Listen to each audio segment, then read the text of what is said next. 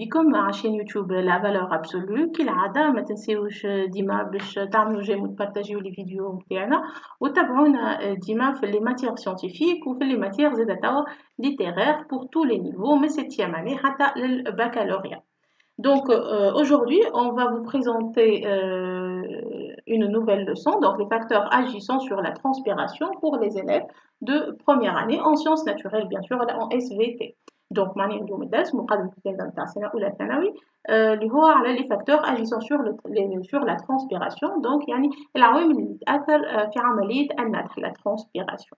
Donc, tout d'abord, on va commencer par étudier la structure d'une stomate. Donc, déjà, la transpiration s'effectue grâce au stomate qui est au niveau des feuilles. Donc, les feuilles, on a une structure qu'on appelle stomate. Donc, lorsqu'on fait une observation microscopique, il y a une stomate. Donc, il y a l'observation microscopique en utilisant le microscope. Bien sûr, c'est une structure qu'on ne peut pas la voir à l'œil nu. Lorsqu'on va représenter une stomate, une stomate une ouverture une ostiole entourée par deux cellules stomatiques. Donc, il y a une représentation schématique. On schématise une stomate. Donc, stomate une ostiole entourée par deux cellules stomatiques. Donc, les facteurs qui vont agir sur la transpiration. Donc, les facteurs qui vont agir sur la transpiration. La transpiration, elle va augmenter. Dans quelles conditions la transpiration, elle diminue. Donc, l'intensité de la transpiration, l'augmentation de la transpiration ou la diminution de la transpiration, elle varie selon plusieurs facteurs.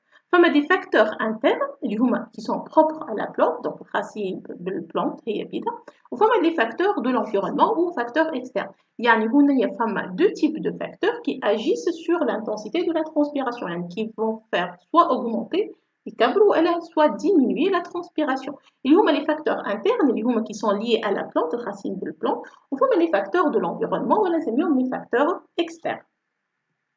Donc, tout d'abord, on va commencer par étudier les facteurs externes et les facteurs de l'environnement. Le facteur qui agit sur la transpiration, c'est l'humidité. Donc, l'humidité, il y a l'rutuba. Donc, l'rutuba, elle agit sur la transpiration. Est-ce qu'elle va la faire augmenter ou elle va la faire diminuer? Donc, il y a une figure. Donc, la figure, elle est étoilée, par exemple, l'humidité relative de l'air est égale à 50%. Donc, pour l'humidité relative de l'air est égale à 50%, donc, tu as la figure à peu près la transpiration par unité arbitraire égale à 3.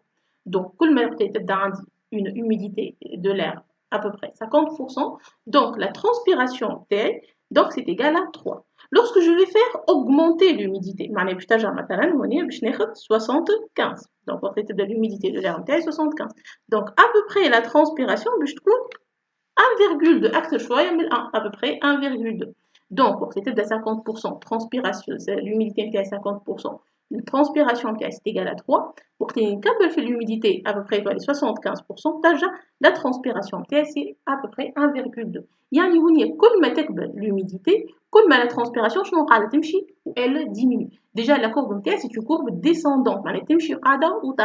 D'accord? Donc, plus que l'humidité augmente, plus la transpiration, elle va diminuer. Donc, l'humidité, elle va faire diminuer la transpiration.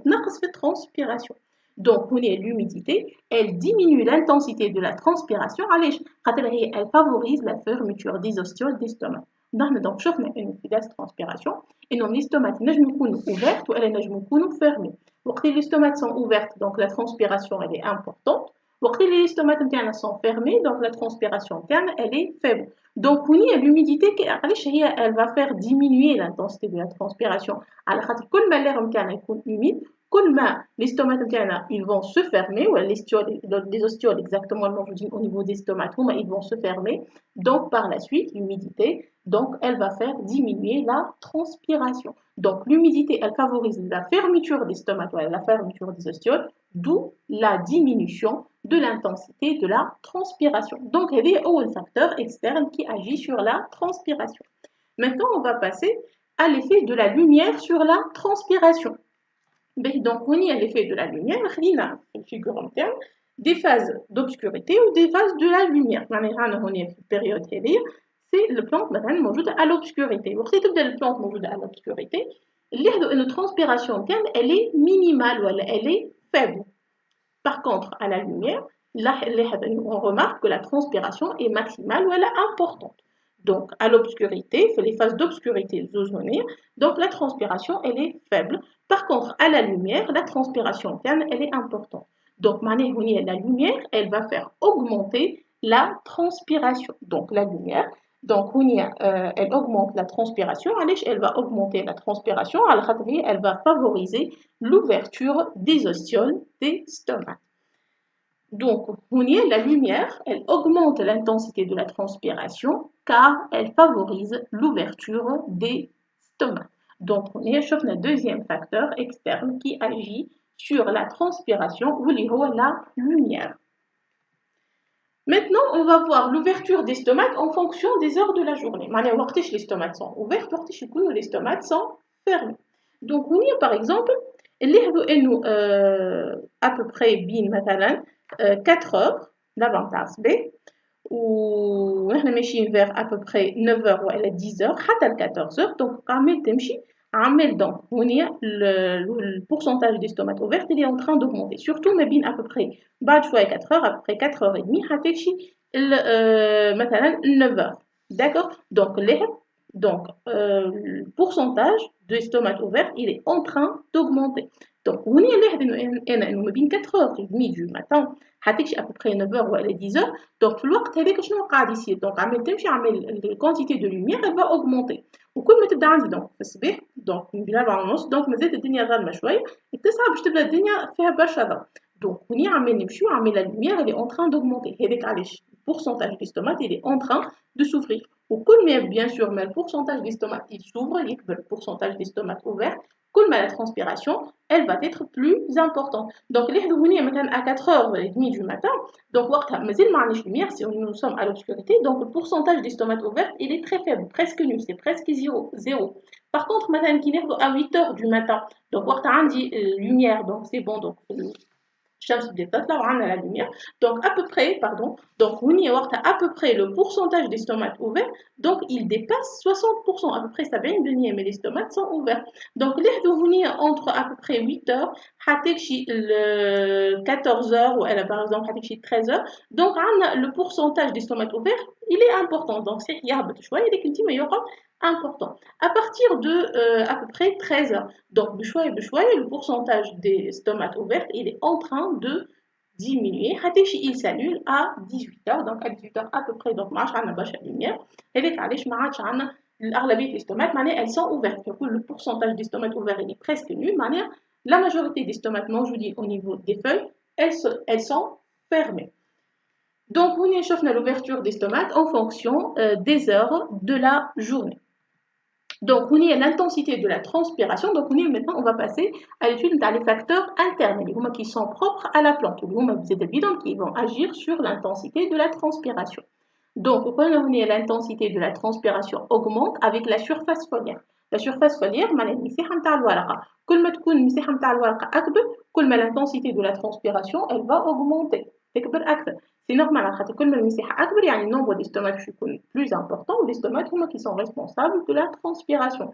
Donc, l'intensité de la transpiration, elle augmente avec la surface foliaire, ou avec la densité des stomacs. Donc, la densité des stomacs, le nombre d'estomacs par unité de surface foliaire. Maintenant, في كل centimètre cube, قداش عندي من nombre de stomacs. مثلا عندي 5 ولا عندي 6. كل ما يكون النمبر أكبر كل ما l'intensité de la transpiration elle va augmenter. معناها إذا كان ناخذ مثلا دو فeuilles, une feuille واحدة فيها 5 stomates par centimètre cube والفeuille الأخرى فيها 8 stomates par centimètre cube. بالطبيعة اللي فيها 8 stomates par centimètre cube باش تكون transpiration فيها plus important que l'autre اللي فيها juste 5 stomates par centimètre cube. Donc les facteurs internes qui agissent sur la transpiration, la surface foliaire et la densité des stomacs.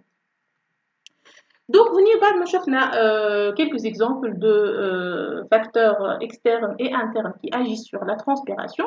On va voir la relation entre l'absorption ou la transpiration. Donc, l'absorption, donc liée à l'imtisas الماء, وشفنا زاد la transpiration اللي هي l'inverse نتاع l'absorption. يعني كيفاش إنه النبتة باش تفقد كمية من الماء، donc اللي تمس نتاع عملية النفخ.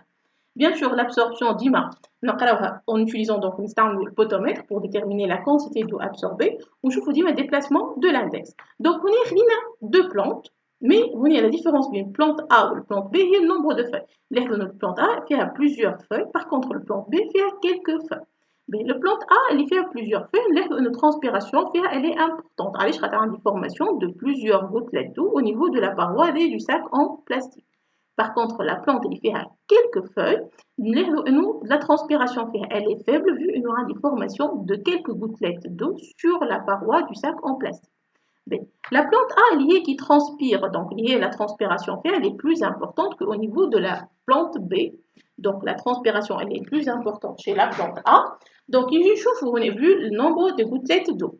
Donc il chauffe l'absorption. L'absorption chez la plante A est plus importante qu'au niveau de la plante B. Qui veut dire que l'absorption chez la plante A est plus importante. On est le déplacement de l'index. On est le déplacement de l'index chez la plante A, alors que le déplacement de l'index, il est chez la plante B. Donc, le déplacement de l'index est plus important chez la plante A que la plante B. Donc l'absorption chez la plante A, elle est plus importante que chez la plante B. Donc, la plante qui transpire plus, elle va absorber plus. C'est logique. Elle transpire, elle va perdre une grande quantité d'eau. Donc, elle doit récompenser la quantité d'eau perdue par l'absorption. Donc, elle va absorber une quantité d'eau très importante. Donc, plus la plante transpire, plus elle absorbe pour récompenser l'eau perdue par la transpiration. Donc, on la représente par une autre figure. Donc, l'air de chez une plante, elle va transpirer acte, la quantité d'absorption, elle va augmenter. Ou elle transpire moins, la quantité d'eau est absorbée, elle va diminuer. Donc, il y a la transpiration et l'absorption. À chaque fois que la transpiration augmente, l'absorption augmente aussi. La plante, elle perd de l'eau, elle doit récompenser l'eau perdue par la transpiration en augmentant l'absorption de l'eau. De même, elle transpire très peu, donc l'absorption, elle va être faible. Donc, j'espère que vous avez bien compris cette leçon sur les facteurs qui vont agir sur la transpiration et la relation entre l'absorption et la transpiration. On challengera aussi d'autres vidéos qui la radam d'abord la chaîne YouTube, la valeur absolue. On a vu celle comme Dima. Je dis ou d'abord on a fait les vidéos mais 7e année حتى baccalauréat les matières, plusieurs matières, quelles que soient littéraires ou scientifiques. Merci beaucoup pour votre attention.